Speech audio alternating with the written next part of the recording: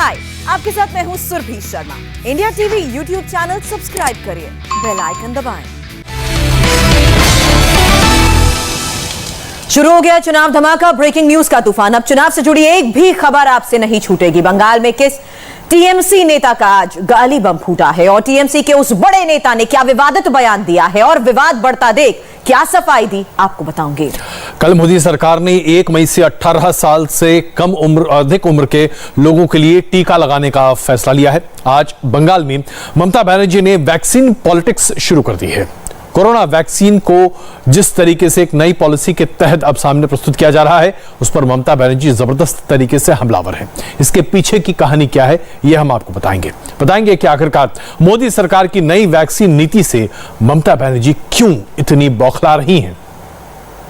ममता बनर्जी ने प्रधानमंत्री नरेंद्र मोदी को आज एक खत लिखा है और ममता के उस लेटर का बंगाल चुनाव में खूब चर्चा है। अपने खत में दीदी ने लिखा है, नई वैक्सीन नीति खोखली लगती है, ये जिम्मेदारी से बचने के लिए अफसोसजनक कदम है। ममता ने मोदी को लिखा है, जब कोरोना के मामले बढ़ रहे हैं तो केंद्र सरकार केवल बयानबाजी कर रही है। बंगाल सरकार वैक्सीन खरीदना चाहती है लेकिन केंद्र ने नहीं दी इजाजत। अब सरकार ने वैक्सीनेशन की जो नई नीति बनाई है वो बाजार में बेईमान तंत्र को जन्म दे सकती है। चुनाव के बीच ममता बनर्जी के इस लेटर पॉलिटिक्स को इंडिया टीवी संवाददाता पवन नारा से समझिए। पश्चिम बंगाल की मुख्यमंत्री ममता बनर्जी ने एक बार फिर कोरोना वैक्सीन को लेकर प्रधानमंत्री नरेंद्र मोदी को खत लिखा है। इस खत में ममता बनर्जी ने नई कोरोना वैक्सीन पॉलिसी की आलोचना करते हुए कहा कि ये पॉलिसी पूरी तरीके से खोखली है और देर से लिया गया फैसला है। ममता बनर्जी यहीं नहीं रुकी, उन्होंने कहा कि इस पॉलिसी में कोई सब्सटेंस नहीं है, ना ही ये बताया गया है कि कैसे दवाइयों की सप्लाई या कहें कि वैक्सीनेशन की सप्लाई सुनिश्चित की जाएगी। इतना ही नहीं, ममता बनर्जी ने आरोप लगाया कि केंद्र सरकार अपनी जिम्मेवारियों से पल्ला झाड़ते हुए अब राज्यों को वैक्सीन खरीदने की आज़ादी दे रही है।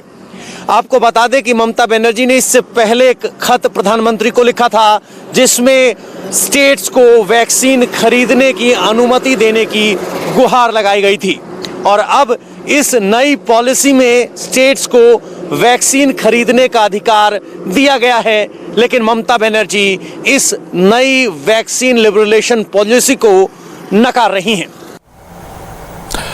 इसमें कोई शक नहीं कि केंद्र सरकार की जो नई पॉलिसी अब आई है वैक्सीन को लेकर, उसके बारे में यही कहा जा सकता है, देर आए मगर दुरुस्त आए। और वो इसलिए क्योंकि ये मांग बहुत पहले से उठ रही थी कि राज्य को भी ये अनुमति होनी चाहिए कि वैक्सीन खरीद सकें। लेकिन उससे भी ज्वलंत मुद्दा ये है कि वैक्सीन आदमी खरीदे तब जब कंपनियां उसे अधिक बना पाएं। हमारे देश में इतनी वैक्सीन निर्मित हो ही नहीं रही है और अब जबकि केंद्र सरकार की तरफ से अनुदान है तो उम्मीद है कि अगले 5 से 7 महीने में वैक्सीन का प्रोडक्शन बढ़ेगा। लेकिन तब तक सब्र कीजिए। टीएमसी ने चुनाव आयोग से आज क्या बड़ी मांग की है, डिटेल अब से थोड़ी देर बाद।